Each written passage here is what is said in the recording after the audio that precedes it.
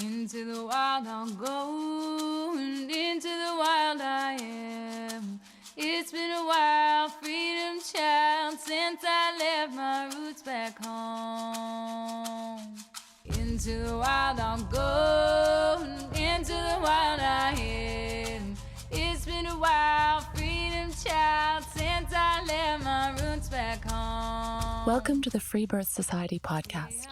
This is a radical space for women who are ready to celebrate their autonomous choices in birth, motherhood, and beyond.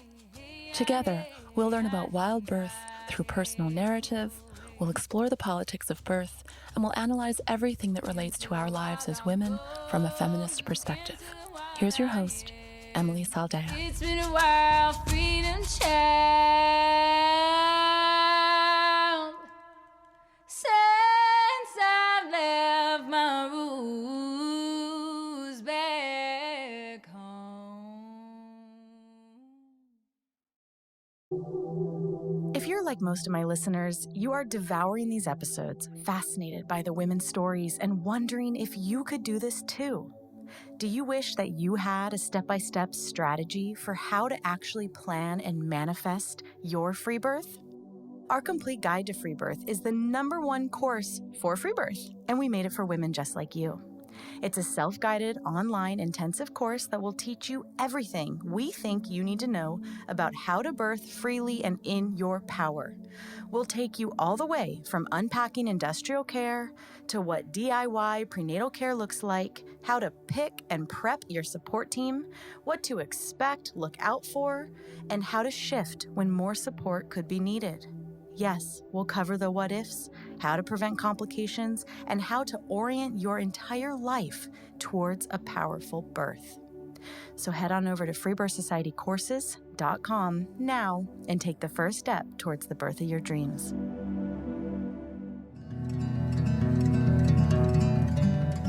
I'm excited to share with you all today Janessa's beautiful free birth story, which is truly a reclamation of so many parts of her first birth, a hospital birth. After she consistently gave her power away in her first pregnancy and in her birth, by the time she got pregnant again, she knew she was going to do things very differently. With her second, Janessa chose a peaceful pregnancy over a pregnancy in the system and a free birth over a hospitalized experience. Through taking responsibility for her choices, Janessa was able to reclaim everything that she had given away in her first birth, even down to smiling through her peaceful emergence.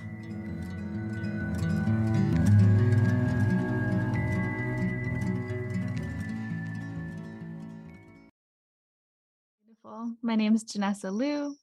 I'm here on Big Island with my husband, Ray, and our 2 daughters, Soul and Clear. And yeah, we landed on island after choosing. We were staying in the States and we were looking for where we wanted to relocate to from San Francisco.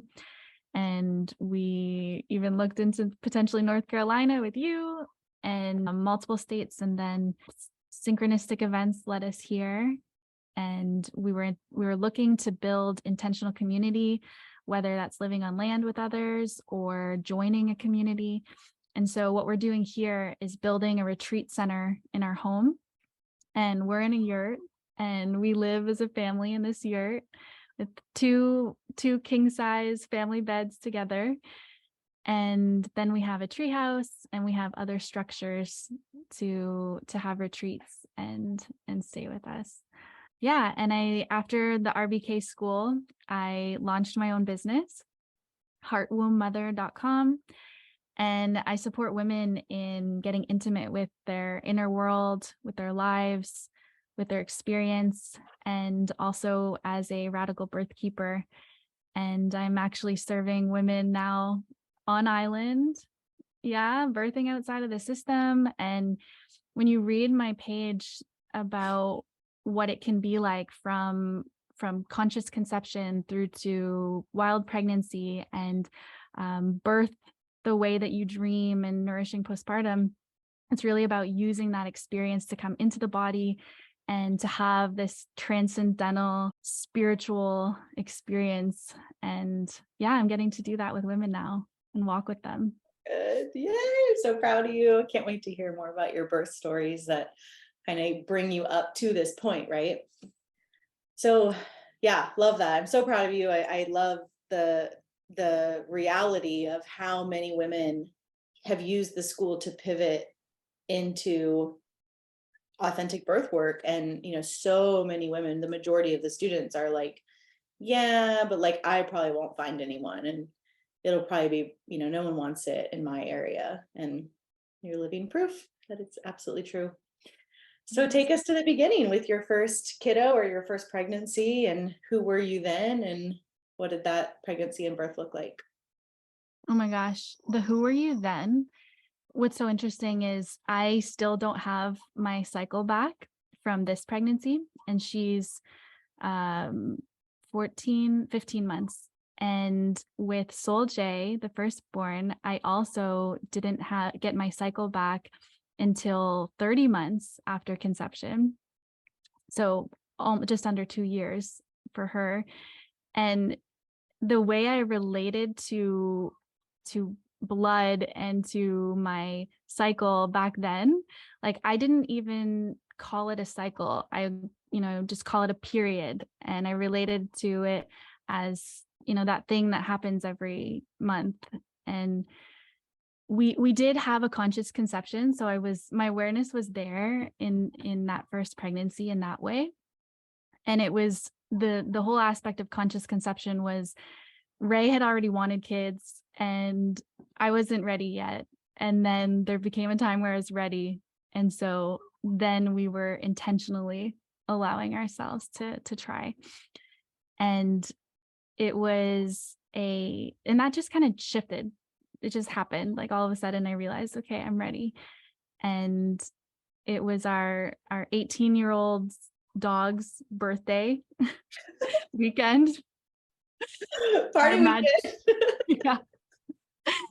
And and then that was the whole piece around the conception, and we just intentionally decided, okay, we're going to open the portal now. And we conceived in the first time. And again at the time, like I even after he came inside me, I had him like lift up my legs and like hold me up and just like try to make it work, This must be why it worked. And and we got pregnant. And at the time, home birth was not in my awareness at all. I don't have anyone in my life who's even had a home birth. Even now, definitely being on island and just in the spheres I'm in, it's everywhere, including Freebirth. But then there was no one in my life that it wasn't even an option. I hadn't even considered it. I do have a recollection that I associated home birth with like, why would you want that mess in your home? Or like when people say, it's going to be a murder scene. Exactly. Yeah. I don't know where I picked that up, but it was like, there's going to be blood everywhere. Like, why would you want to do that in your home? On the walls. Yeah, it's funny. Yeah. And so it was always going to be a hospital birth, and we were in California. And my pregnancy, I was still working in tech, and my role involved traveling all over the world. So when I became pregnant, at first, my first trimester was like just vomiting and a lot of nausea.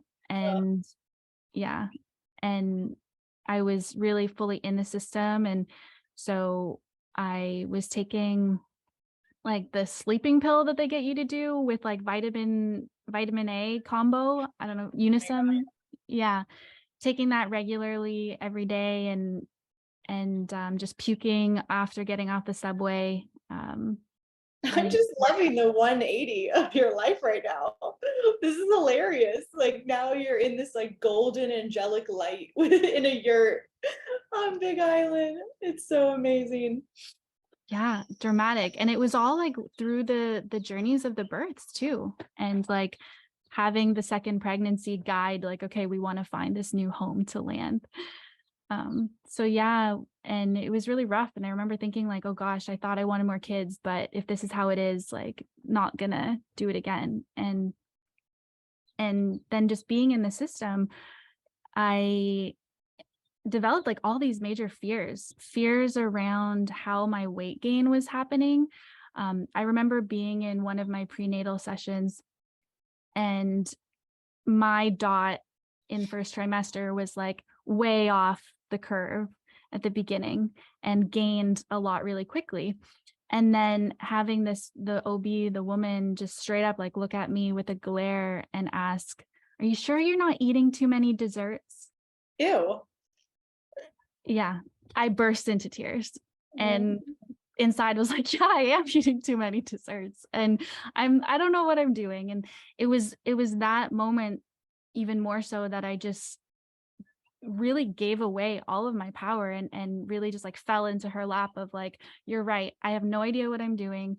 I'm a mess. Mhm. This is my first time. And she actually ended up scheduling me a therapist appointment for being a mom or a pregnant mom. And I was like, yeah, this doesn't feel right, but you must know best. And so I went for the appointment, and it was with a guy. Ew. And yeah, Weird. for a pregnant mom, right? So And weird.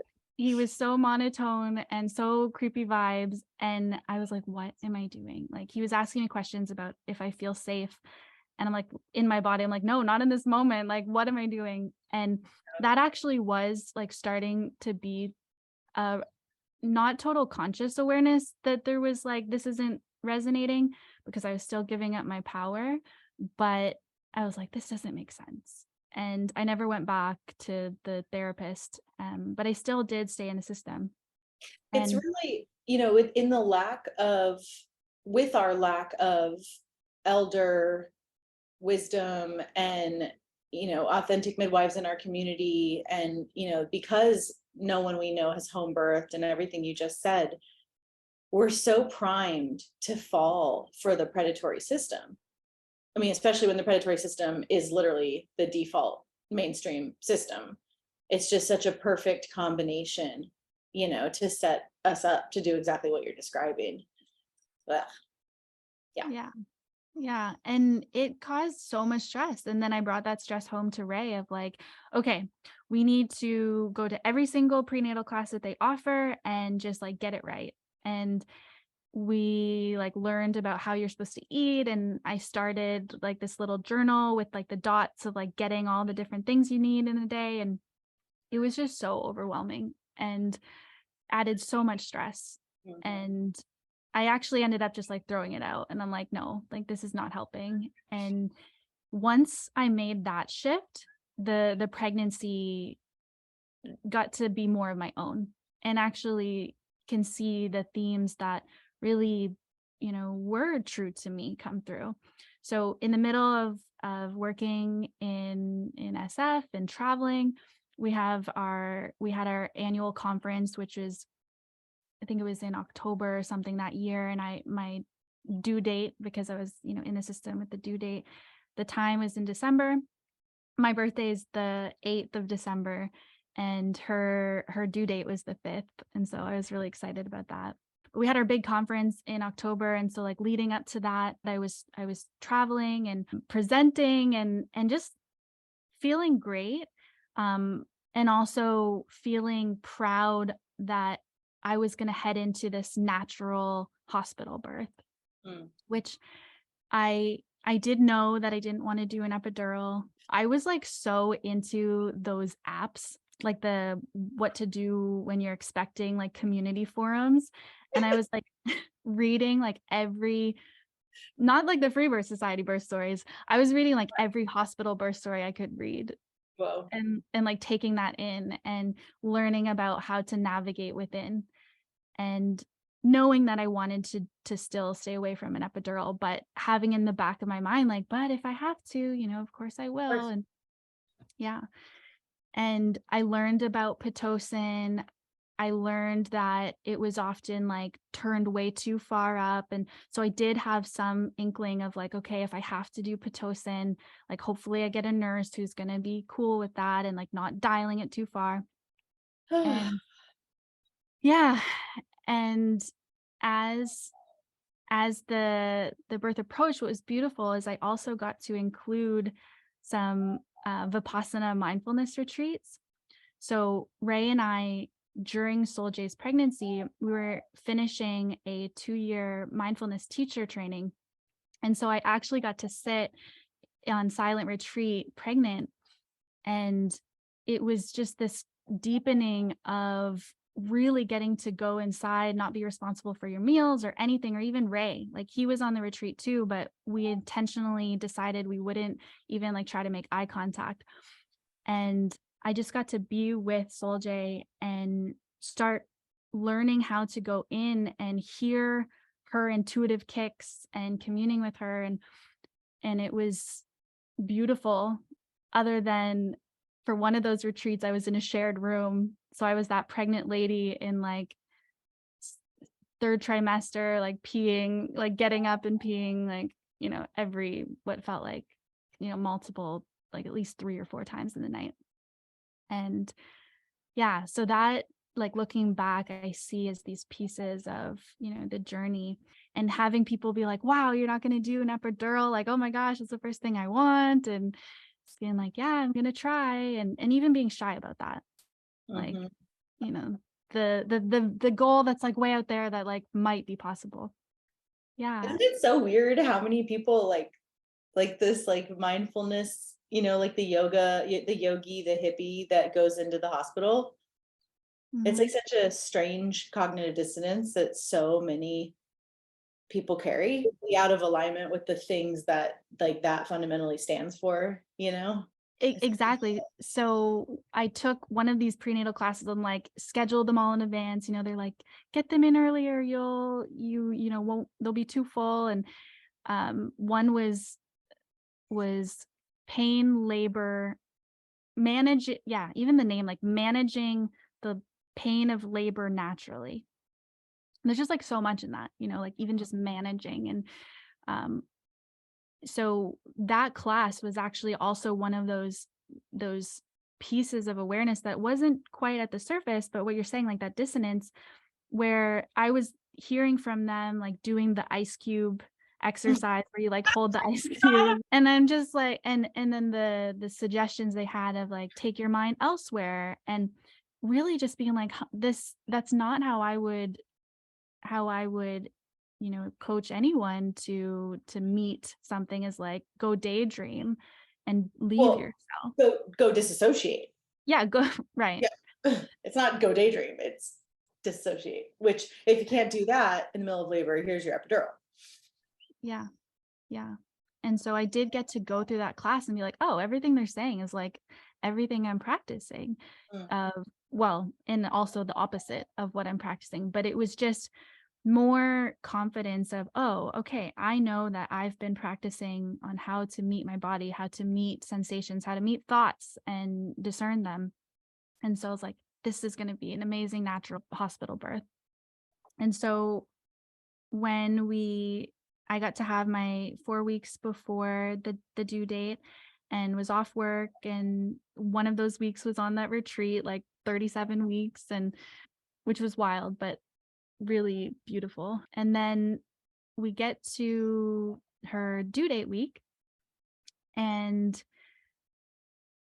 because I was so in those apps, there's all that buzz of like, how do you get labor started? Like, what are all the ways that I can get things going, get things moving? And so I had learned that if you have sex and the semen can potentially get things going. And so I was really excited to have a birthday twin, even though her due date was the 5th. I was like, it would be great to have it on the 8th. And so the morning of the 4th, Ray was like, let's have sex. And I was like, no, like, what if it gets things started? And, my birthday twin, like so weird and selfish. And now I'm actually happy that she was born on the 5th. But yeah, the morning of the 4th. And so we did. And then I was still laying in bed, and like 20 minutes later, I felt this gush. And so I got up and I went to the bathroom, and of course my water broke, and I was like running around, or I was in the bathroom being like, you popped me. And we did the first thing you do when you're in the hospital system. We right away like called and said, I think my water broke. I can feel a sensation. It feels like I'm peeing myself. And they're like, okay, come on in. And my mom was staying with us, and we all already had, the hospital bag packed, and we were all ready. But I had the vision of being at home, getting to be with my labor and be with the sensations and labor at home before going in. So I thought we were just going to go in and come home and then get to labor, because I didn't have any sensations yet. It was just my water starting to break. So we went in, it was the morning, and we get there, and then in triage, they have me pee, and they say, yep, your water definitely broke and you're not going home today. You're staying here. And there was definitely that like, oh, like, woof, there goes all of that visualized like dream that I had, but got to be here. And so I started explaining to her what my birth plan was. And I remember, I can even like see the look. I remember saying like, I want it to be as natural as possible. And just like her looking over her sheet, like, okay, but like, we'll see. And then I said, but even I responded, because it was so like, we'll see, that I was like, but of course, like whatever's, safe, we're going to do. Yeah, you better be the good girl. Yeah. Exactly. And her look was not, we'll see. It was, yeah, fucking right. Exactly. It was. Yeah, of course. I mean, especially with open waters and no waves, first time mom, there's no way you're getting out of there without an induction. It just doesn't, there's just way too much money to make off of you. Yeah. And that's what her face said. And then of course the state I'm in, we'll do whatever we have to do. And so she says, yeah, we're going to send you up to the room. And so I'm like, oh, all right. Okay. Making good with this like new path.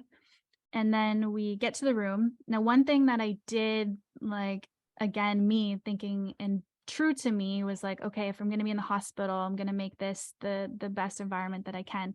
Learned you can't bring incense, learned you can't bring real candles.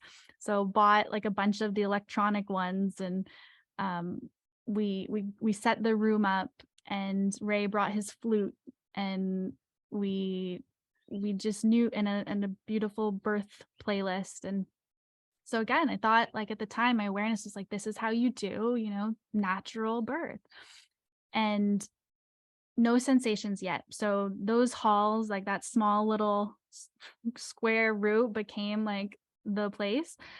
I was like, okay, I'm determined, because what they told me was, yeah, to your point, you have 8 hours. We'll give you 8 hours. And if your contractions aren't strong enough by that point, then you'll start Pitocin. I was like, okay, I really, don't want to take Pitocin, but if I have to. And so I was determined, which is also like the energy of like trying to force it to happen. So like we blew up the yoga ball, and like Ray and I are like walking this course over and over and bouncing on the ball and trying to do all these things. And actually sensations did start. And so we labored, and as the hours passed, then the contractions started getting even stronger. And they got to a point where I was in the halls needing to stop and just breathe through them, because they were that intense. And I remember it was getting near the end of my window that I was allowed. And so I went by the desk of all the nurses, and they're kind of laughing, because they knew, like, here, she's trying to get this done. They probably knew I was bound to get Pitocin. And so I said, like, hey, actually, my contractions now, like, I just had a couple where I had to stop and pause and breathe through them. They were that strong. And they just looked at me, and they're like, you're still smiling. And no, you need to be doubled over in pain and not smiling for us to not do Pitocin. Yeah. That's a sobering comment. God. Yeah, so I just took that in. I was like, oh, and again, it was like one of those moments where I'm like, oh, okay, this makes sense. Like I'm supposed to be doubled over. Like I'm so far from that. I'm still smiling. And so yeah, then I went back to the room and they got me started on it. And thankfully, I'd heard this beautiful wisdom from a sister that a contraction has a peak and a valley, and then there's space between, and that you can use that space between to reset, to come back to center, to, that sensation, that contraction that passed will never be the same again. You'll always have a new one. And so you can just let it go and start fresh. And that once you reach the top of the pain, which also doesn't necessarily need to be pain, which we can get to, but when you get to the top of the pain, that you're on the other side and there will be a decline, and that you can enjoy that and actually allow yourself to feel pleasure in that, like, okay, I'm on the decline. And so when I started the Pitocin, that was my experience of the sensations, and it did get things going pretty quickly. And the way that I was being with it was, I was trying different positions. I had thought like all fours was going to feel great. And I was like, oh my gosh, like next contraction, get me out of this. I tried different ones. And what I really loved was sitting down with my back against the wall and my legs crossed and just sitting on the floor. And there was a point where I was able to be with them. And then there was a point, they kept dialing up the Pitocin when there was no longer any stop, of course. And so it was just like, it was just incessant pain. Mm-hmm. Yeah, like torture, pain, and no longer able to find any sense of grounding. And Ray noticed as well, and he didn't say anything, but he's like, yeah, her Pitocin must be too high. She's not even able to come back in between. There was no in between. I was so grateful that there was a nurse who came in and she noticed my struggle, and she actually said, this seems a little bit too high. I'm going to turn that down for you. So that was I'm grateful for that, because when she turned it down, I did get to come back to having some space in between. And so dangerous. Yeah, that I'm like lucky to have had that, when all of the stories I had heard, that's like not what women experienced. And I was at the point too where I hadn't been checked for dilation. I didn't want to be. That's one thing that didn't make sense to me. Like, why would you check if that increases risk and it doesn't mean anything, in the sense of it can change so quickly? I was starting to get to the point when it was high, like, oh my gosh, like, I don't know if I can do this. And of course, and so, but then there was a shift. So this was like the bridge. This has been a bridge to my next pregnancy as well. There was one contraction where I realized, like, inwardly on how to really meet the pain and to allow it to not push it away in any way, but to actually channel it down into the ground and let Mama Earth receive that sensation. So not try to resist it in any way, and just basically like blast it downward. And after that contraction, Ray was like, what happened? Like, something shifted there, because there's just such an ease and a peace. And I was like, I figured it out. I'll tell you, like, next contraction. And yeah, and then from then on, I was just able to really meet them and just allow it to be full body, but to not resist it.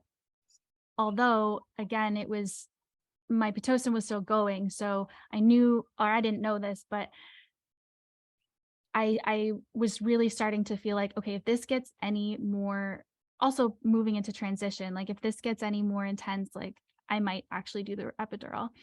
And so they came in and checked me. They said, and I was like, if I'm not far enough along, which is also one of those mind games, like if I had have heard that I was like anywhere, I was 9. if I had have heard like maybe any lower, at that point, I might have even taken the epidural. Of course. Yeah. But thankfully hearing 9, I was like, okay, I've got this far. Like I can do this. And then my contractions started to being those like, roar. Now, as this is all going on, all the nurses are like taking turns to come in to see me because it was such a big event to have a woman not do an epidural.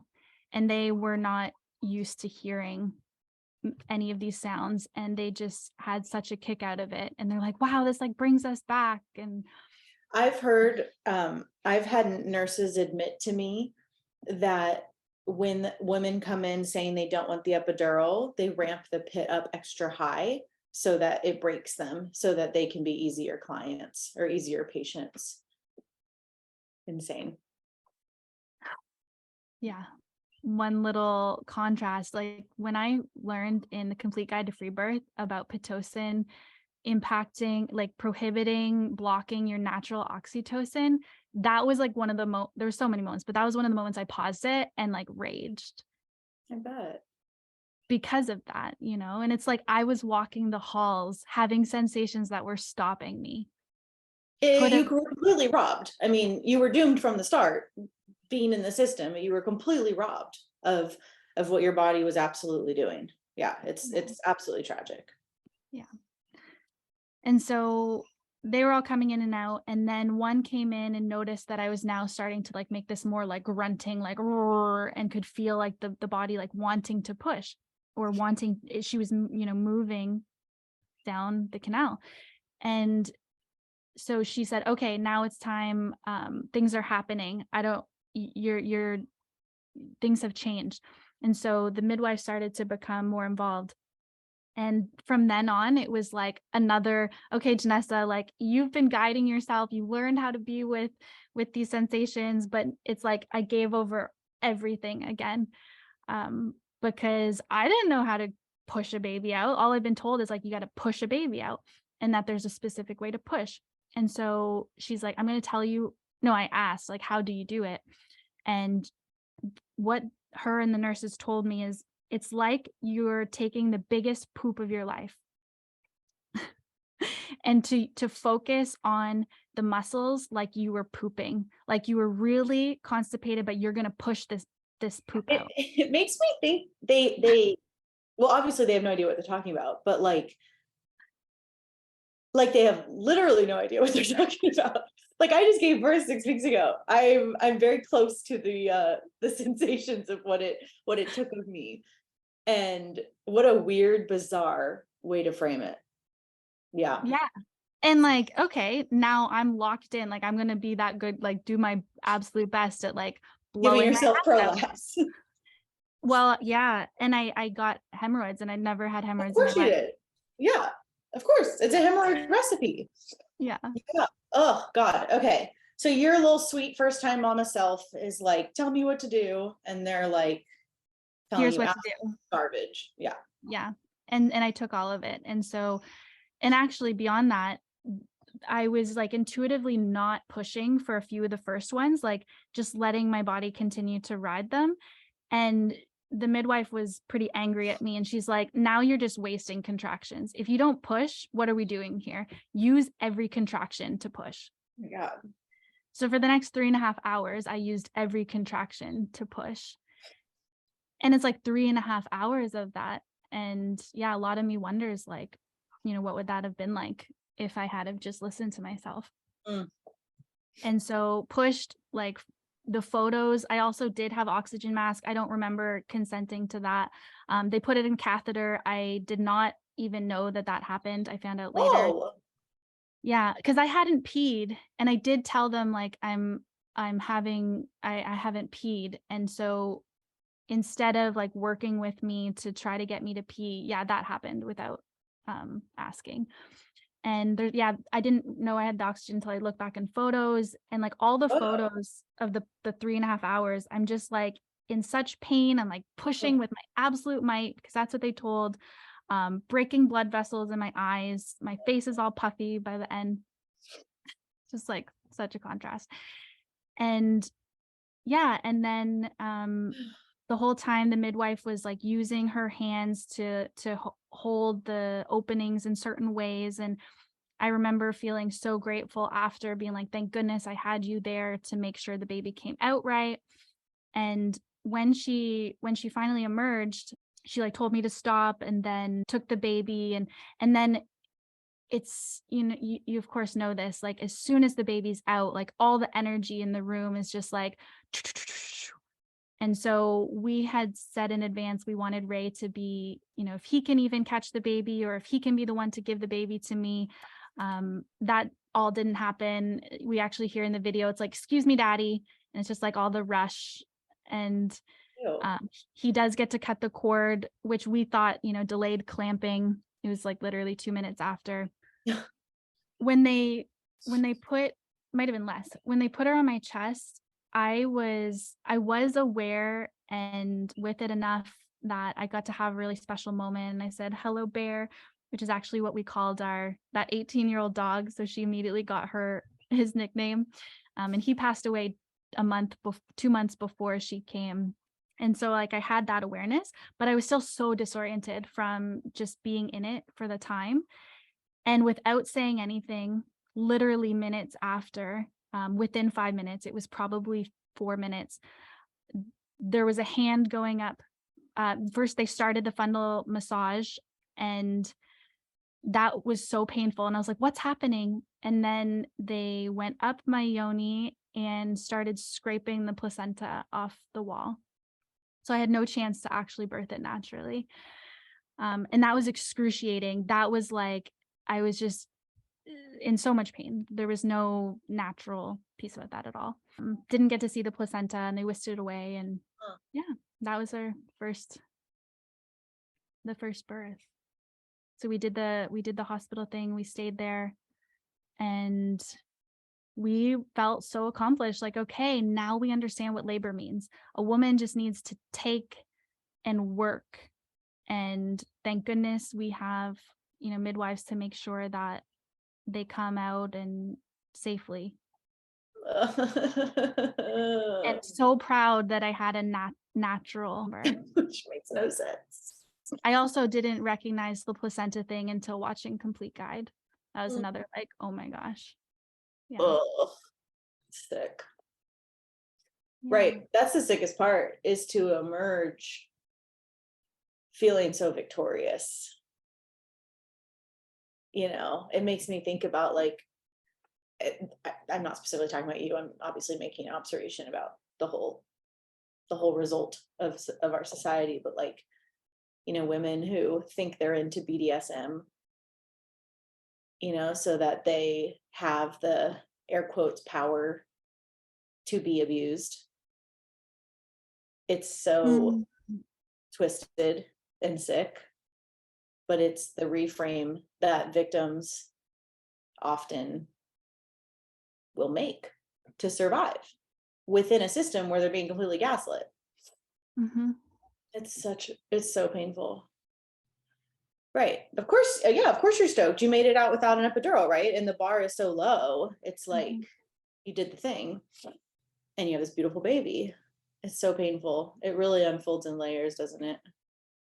Yeah. And like the immediate postpartum picture, my eyes are bloodshot and busted, like literally blood vessels, hemorrhoids, and a catheter wound that actually impacted me for more than a year. And none of that was consented. Yeah. None of it's really consented to, you know, like there's no real consent in the system. You didn't really consent to Pitocin. You were coerced, manipulated, and threatened to have it. Right. There's no right. By yes. Consent, I mean not even saying the words. Yeah, you weren't even aware of it. Yeah. Jesus. Yeah, totally. Yeah. I mean, I've been to births where when I was a doula back in the day, where I'd like walk in to join them, like they already were in the hospital, and the mom would think that she's just on an IV bag and she's on Pitocin, and they haven't even told her. They just started the drip, and I'll walk over and be like, "Oh, they've already started you on Pit," and she's like, "No, it's just IV fluids." I'm like, what the fuck? Yeah. Exactly. So then what happens? How do you, how can you kind of articulate your journey from there to who you are into choosing free birth? Yeah. So we got to go home, and we had some breastfeeding trouble for the first weeks. And really, I know there's different thoughts on tongue tie. For us, we were told originally in the hospital that she had potentially a mild tie, but it was nothing to worry about. And for us, it was the exact reason why we struggled. And we it was really, those were tough weeks. Like we were trusting the system as well for breastfeeding. And so we were going in every week to have her weighed to the mama's support group. And she was losing weight every week. And I had the milk, and she was just not able to get it out because of the tongue tie. And so then thankfully we started down our own research. I don't know how we originally found it, but we started to find these blogs on like breastfeeding struggles, and to learn that sometimes tongue ties are mislabeled or said that they aren't one. And so for us, that was kind of the first journey out of the system. And also at the same time, we were deciding, like, were we going to vaccinate? And for our awareness at the time of the birth was that's just what you do. So she actually received the vaccines in the hospital. My mom, who was total freedom fighter, like activist, it broke her heart. And she actually asked at one point, like, just don't get the ones here. Like, we can talk about it more. And I'm like, she already got them, Mom. Cause like, that was like the very first thing, they just put it in. And so that was also the first time that I really started questioning these things, because my mom said, there's this whole series of videos you can watch, like, please just watch them before you decide to get her next round. And, you can make your own decision. And so Ray and I watched them. And yeah, back at that time, like that was all completely new for us, not something we would ever question. And we were just eating up the videos, and it really asked us to question how we relate to the system in general. And we went to her first appointment, and we recognized that the whole point of the appointment was like just to jab your child. Like they weren't actually doing anything. And so we're like, wow, this is like adding up with what we're considering. And so we said, yeah, we're still going to hold off. We're thinking about like delayed schedule. That was just kind of a story. And then they brought in, they're like, that those same kind of glares, like, and they brought in their like head of immunology or whatever. And actually, I started asking her questions, and she didn't know the answer to any of the questions because I had started doing my research. And like, there's like these journeys that we need to take on our own to really relate to these questions, so we can feel confident to leave these systems that don't make sense when you really look at actual evidence. And yeah, and so we did in, and then I think we went to a couple other of those well checks and realized again, like I know my child's thriving. This is when our intuitive trust in parenting, like sticking with breastfeeding. And then when we actually had the tongue tie reversed at 6 weeks, everything changed. She immediately fed. It was just night and day, everything. And then we got to get off of the pump. We got to get off the supplemental nursing system, the round the clock, the like literally doing it to the hour, which all of the system told us to do. And then I got to just be this woman walking around. Like, I remember the first hike we took and just like having the boob, like I don't need anything else.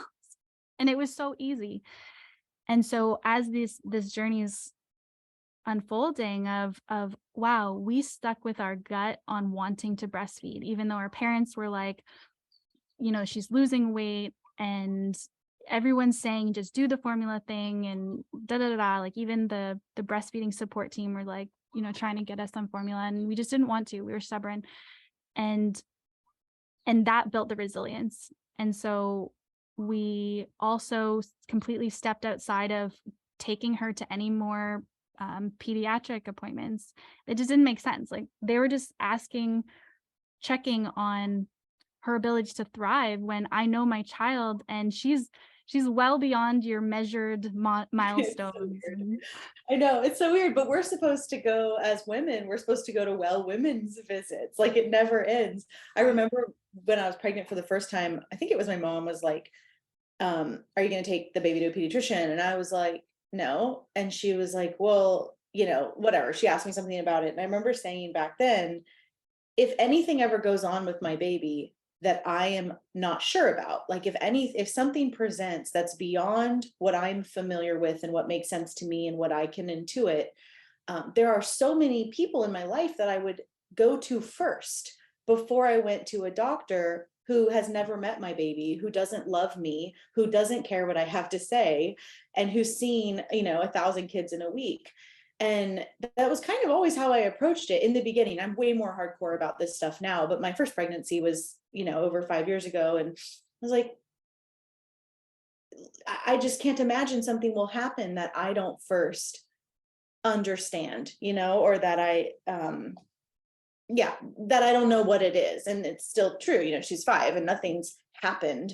And I know that's not true for every parent. Sometimes there's like crazy weird stuff that happens, and that hasn't occurred in our household, but the whole well baby thing is such a scam. Yeah. And we just started seeing that clearly. And then it got to be, oh wow, okay, like we made the conscious choice to just opt out. And that really opened up the door of like all of the systems that we get to opt out of. And so that's when home birth started entering my awareness of like, oh, well, they just put that first vaccine in her, the vitamin K and the Hep B, like minutes, like, but it was, so fast. And so why would I want to be there and to risk having that happen? And I was hearing stories about how even if you decline them, it can still happen. And so it was home birth, but I hadn't heard of Freebirth.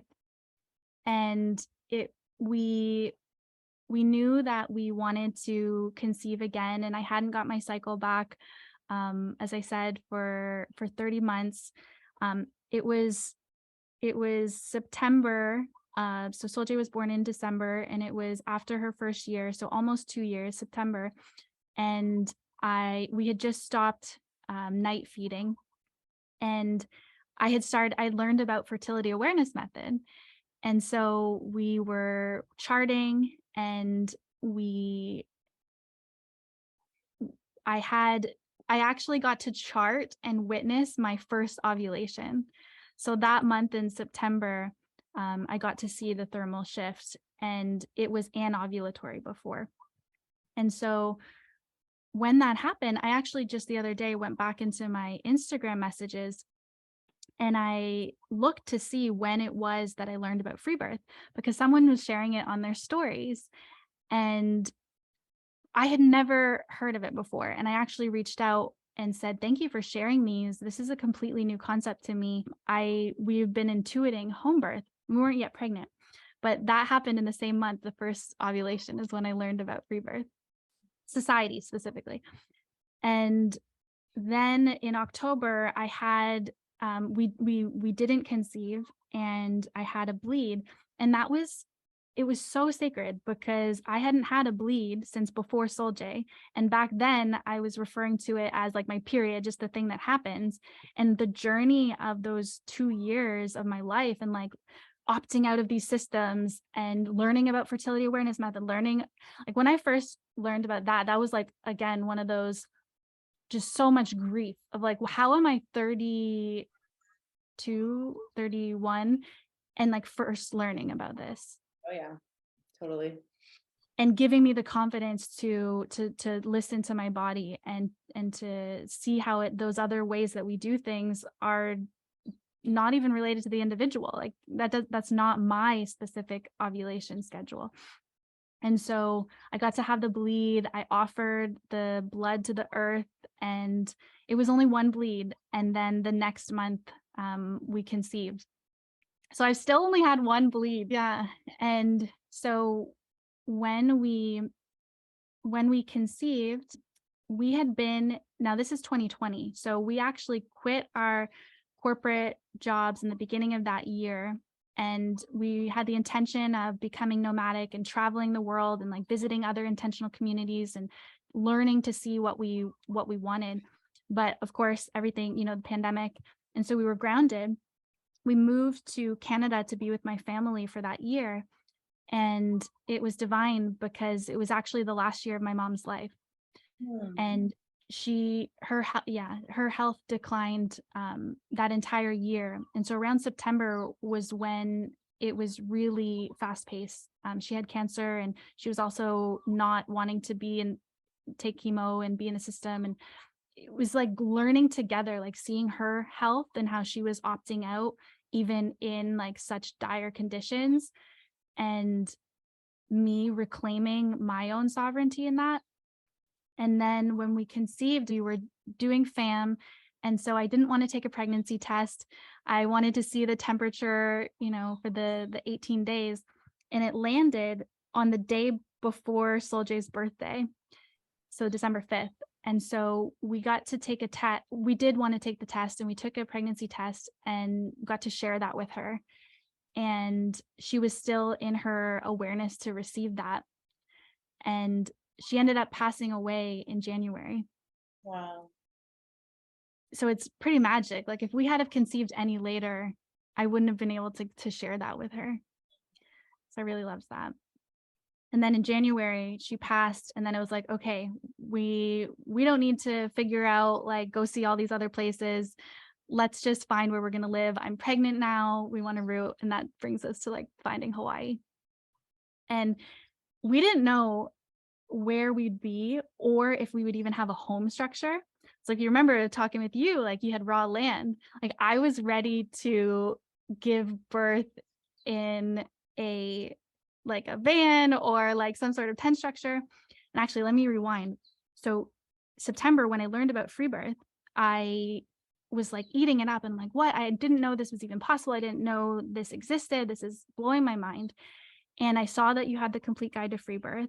And so we bought that, and I even sent a message to you and you mentioned the membership, and I joined the membership and got to just surround myself by these women who are doing it. And so that whole pregnancy got to be journeying with the complete guide. And as I mentioned before, it's like every single video was like pause and like Ray and I being like, what? Like, totally. No. like raging around the house and like just, oh yeah, it was, I recommend that to any woman just to learn, just to learn about the sovereignty that we can have and how we give that away. And from that, I didn't yet know that I wanted to be completely unassisted, but I knew that, okay, once I land on what state we're going to be in, then I'll find midwives in the area who support home birth, and wanting to find a traditional midwife, knowing the difference between medical midwifery and traditional midwifery. And so it wasn't until June until we landed here. So I was still thinking like I might go unassisted, but I want to meet who's here and have conversations and see how that lands. And once we got here, I actually posted in the Freebirth Society, and that's what led to connections here on island of potential midwives, and also the specifics on, would you get a birth certificate and how would you navigate having it unassisted, or if you're doing your own pregnancy. And because I had the complete guide to Freebirth course, I had a fully wild pregnancy. And when I contrast the stress and all of the things and the ways that I was beating myself up, none of that happened in the second journey. Like it was just this journey of trusting, journey of using the moments that, fears would come up to like notice them, include them, and reclaim power every time a fear came up, and loved it. Like people were just, I was in the glow. The whole journey was, I still had nausea. I still had the morning sick or like all day sickness, it did taper off near the end, but it wasn't meeting me in the same way. It wasn't like this failure. There was so much power in the pregnancy that I was able to just like be with that too. Yeah. And then when we got to closer, I met a midwife here, a traditional midwife who does a lot of work for activism here and the legalities around using that language. And what I uncovered in that is there was still some parts of me that was believing I had to do a free birth. And it was not rooted in like I get to and power. There was some shadow, some things to work through of like railing against. And it was through talking with her that I witnessed that in myself, and then got to see, oh, actually thinking about like feeling into being with you there, I know I want it to just be Ray, Soul J, and me. And I got to reclaim that and then integrate that. And then we were just like on it, convinced, and we got to nest. There actually was a structure here. So I was like, oh, I don't have to like birth in a van or a tent, which I was like down for. And we built a bed, we got it all set. And then our guest date was August 9th. So like, you know, the whole like Lionsgate portal 8/8. Ray and I's anniversary is 8/8. So it's kind of cool that Soul J's guest date was around mine, and then Keela's guest date was right around our anniversary. So in my mind, this is one thing I've learned from like we'll take into the next pregnancy. I was so believing like she was going to come at the portal, she was going to come on her guest date like Soul J. So in the mind frame of like that's 40 weeks, 39 weeks, like I still had at least a week or more. And so we went to the other side of the island on the 30th. We're just like, yeah, I definitely won't be doing this like next pregnancy. We went to the other side of the island. We were like swimming in the beach, and I was like taking 39 weeks photos and thinking like, wow, you know, these are the last moments, the last moon cycle with just Soul J. And then that night we made it back to our home on this side, so an hour and a half each way. And as soon as we tucked into bed, sensations started. And I was still in the mind frame of like, I still have a week. Like Ray was like, it could happen. And I'm like, no, I still have a week. And we went to bed and I was able to. And I woke up and I was like, Ray, like there was a couple in the night that woke me up, but I was able to sleep. And one of the biggest things that I took away from the complete guide was not allowing myself to like get all excited and to then use my energy and think it's happening, and to really just let it unfold, almost to the point where I was like, it's not even happening. Like I have a whole week. And even coming to terms with like, am I going to be one of the women who, you know, is with sensations for a week? And so I woke up the next morning and I'm like, yeah, they're still there. I was like, we haven't even gotten everything ready.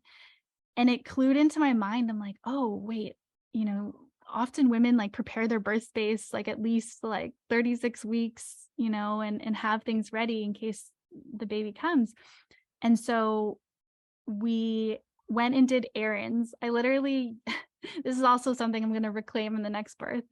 We went to pick up packages that were a little rolling cart to put like the diapers, and knew we were doing EC, so we had little things that we were picking up, and they were synchronistically early, and so we got these things while I was having sensations. And like I was in Walmart, and I was like, so it did feel like the reclaiming from not getting to labor by my choice. Yeah. And so I was in Walmart and I was just like distinctly like sitting there with the cart and having one that had me like pause and just breathing through with a smile, and having people be like, are you okay? Like having a woman just like be happy for no reason freaked people out, even though I'm like undercover having sensations. So we finished everything. And we're like, we should get home, like just in case, because these have still been going on. And we set everything up. We set the towels up. We set candles where we want them. And again, I'm still thinking like it's going to be a week. And so we blow up the pool. We wanted to have a home birth or a water birth, and we hadn't tested it yet. So we're like, great, the pool works. We literally deflate it and put it away. And That's and like funny. it's Never this to whole be seen again. well, it's this whole effort to like blow it up with the air compressor too, so super loud. So we put it away. And then as I tuck in with Soul J, I say to Ray, like, wait, what if it actually is happening and we don't have the pool ready? So loud. And so loud. And she was just going to sleep. So I told him, why don't you take the pool down the road in the truck and the air compressor and blow it up? And so he literally did that. And then it was the first moment that I'm like, okay, I've had all of this training, this practice, this womb work, connecting with my body for this journey. I really want to be with the sensations now and meet them. And so I just dropped in and visualized my womb opening as a rose. And as soon as I did that, I heard this huge pop and was like, what was that? And didn't make the connection what it was. And I was like, well, I do have to pee. Like, I'll just go pee. So I stood up and then it all gushed and my water broke. And I was like, oh my gosh, my water broke. And so Ray had literally just left. And so this is like 10:30 at night. And so I start texting the women who were my little messaging support to say, my water just broke. I think the portal might be open. And then went downstairs, went under the stars. And especially since last time I, wasn't peeing, I just let it release and let the waters release under the stars. And sensations started picking up right away. And before Ray even got back, which was only like 10 minutes, I started vocalizing. And I had done womb vocalizing before, of like intentionally connecting to the womb and then allowing sound to match, to meet, and to breathe through the womb. And so that was a practice that I used to this is when I shifted and didn't experience these sensations as pain, but this like electric current that just went through every cell and let it go and like let it move through the body and let it go down into the earth again. But using my voice and just making the weirdest noises and being totally comfortable with that, not caring that the neighbors could hear and thinking like what was happening. And then Ray comes back a few minutes later and he's like still looking like he's on a mission. I'm like, okay, my water just broke while you were gone and I'm already vocalizing. He's like, okay, got it. And then he's like, well, the air compressor didn't work. I'm just going to fill it in the front, in the truck. I'm like, great. And so I'm still thinking I'm having a water birth at this point. And so we go to the front and he's trying to fill it up. We hadn't even attached the hose parts that we need because it's an upstairs. And so I'm like, hey, well, hurry up. I'm like over the truck, just being with them and really loving it because I was shocked at how fast things were happening. I'm like, I'm already vocalizing. And so then I am like, okay, well, I'm going to go upstairs. And so I left him and I went upstairs and he was like, I'm going to throw you the hose. And so I go up to the front of the house and he throws the hose over the railing and I catch it. And as soon as I catch it, I start going into transition. And so I'm clutching the rail and not talking because I'm just so in it and so focused and recognizing I'm standing and I can feel the pressure now and the opening, like she's coming and I don't want to give birth on the deck, like straight up. And so Ray comes and he doesn't know this yet. He grabs the hose and I'm still frozen there. And he walks in the front and puts it in the tub. And then he leaves and was about to walk past me to like go turn on the tap. And I just grab his arm and I'm like, I didn't say anything because I was like in it, just transition, continual sensation, like no space between. And he's like, hey, I'm going to go turn on the water. I need to go turn on the water. And then I'm just holding him and he's like, okay, so you're saying I'm not going to turn on the water? And I just keep holding him, and he's like, okay, so we're not gonna turn that on. All right. And I just like pull him over. He's like, you're just in it. It's happening. And I'm like, just still there. And then so I muster some breath and like need to get to the floor. And so he tries to move me, and I'm just like, like, no, the woman knows her body. She knows exactly how and when she needs to move. And so once I found the space, I turned, I opened the door and just went straight down to all fours. And I kind of the same feeling of with SJ, that didn't feel good for me. And so we kept our yoga ball like right by the door. And so I just intuitively laid back on it and just relaxed into this comfort immediately. And I was like, get the towels, get the towels. And so Ray runs, we had just put them out like literally hours before. And he gets them, he puts them under me. And I was like, tell me the moment that it's ready. And so he's like, you're good, you're good. And we had a camera set up with a tripod and everything. We didn't even get it. I was like, get the phone, record this. And so he grabs the phone, and we have an 8-minute video of her arrival. And so I'm just laying back on the yoga ball with my legs out, knees open, and just totally like resting, because now I knew I wasn't standing.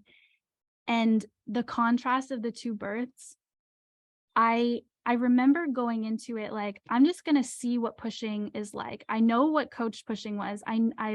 I've learned through other women's stories that women can listen intuitively to when and how to push. And so I'm going to play with that and see what that's like, and recognize if I don't feel the need, I'm not going to.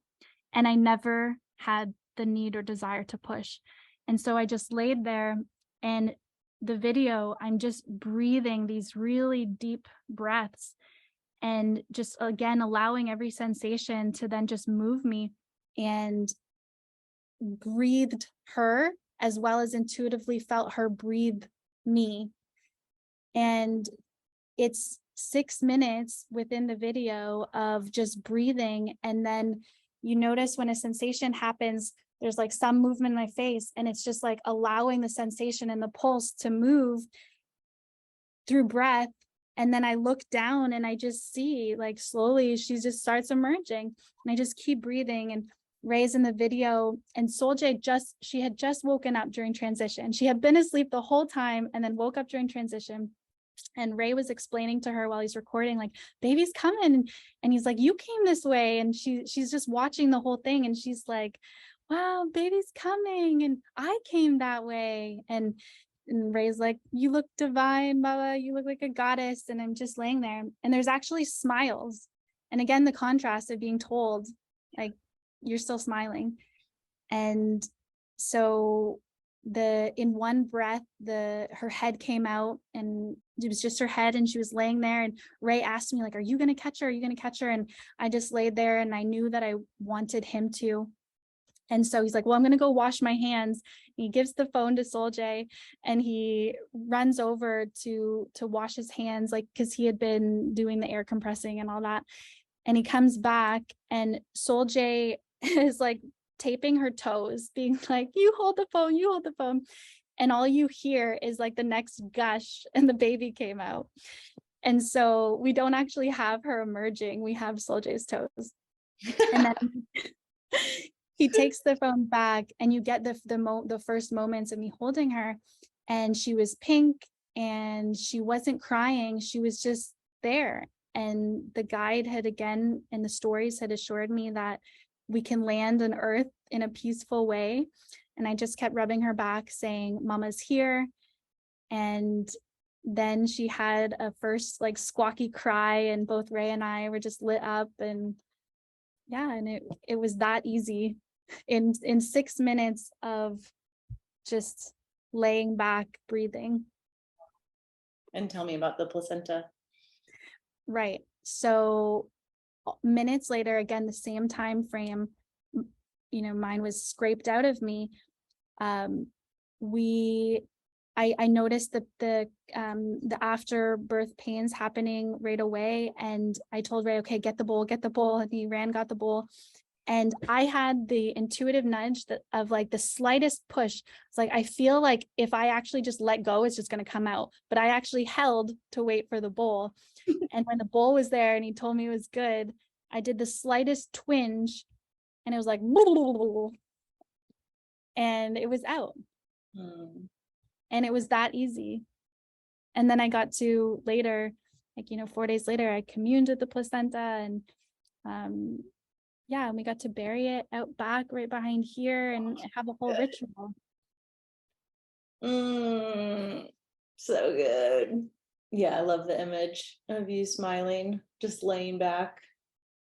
I was not smiling. I can't relate at all, but I love that you did it. And I know that's not going to be, it's not every story, but that is a story. Hell yeah. And it's on the gorgeous spectrum of what's possible. It's so beautiful. I can totally picture it. And then the little girl's toes. That's so cute. Oh, so redemptive. Amazing. And then you go on to just have the best life ever on Big Island and be an RBK and be this beautiful mama. And so if you were to summarize in a sentence or two, who you are now with this birth at your back, what would you say? Yeah, I just have unshakable faith in your one-on-one relationship with the universe, that you can tune inward and trust your body and trust your experience and move from that place, even if the external is saying completely otherwise. Yeah, beautiful. Well, thank you for your time. Thank you for allowing me to share. And that's it for today, my sisters. Check out everything we do, including one-on-one and group coaching, learn about our private membership, in-person retreats, and more on freebirthsociety.com. Our online courses are on freebirthsocietycourses.com, including our flagship course, The Complete Guide to Free Birth. Don't miss the Radical Birthkeeper School if you're ready to become the authentic midwife that women are searching for. Together we rise, and the revolution starts inside each of us. I'll leave you with our Freebirth Society theme song, Wild Woman by Aruba Red. I honor you for the wisdom you held, the ancient traditions of plant medicine and womb magic. I feel the spirit of the ancestors as I place my hands upon my belly. This sacred portal will be honored. Eons upon light beams of survival, withstanding the eradication of our power by design. I will not allow the separation of our young to be forced upon me. My sisters will no longer birth in captivity. The picket line redefined from burning our wild women to paralyzing us and drugging our babes. Strapped down in a clinical white bed, drying up the milk from our breasts. Keep your needles. My family will never again be doomed to chase those dragons or your poison. We reject your fear. We choose love. Everything with intention. Death, ascension. I will fly and bring her back from the stars. Conscious conception.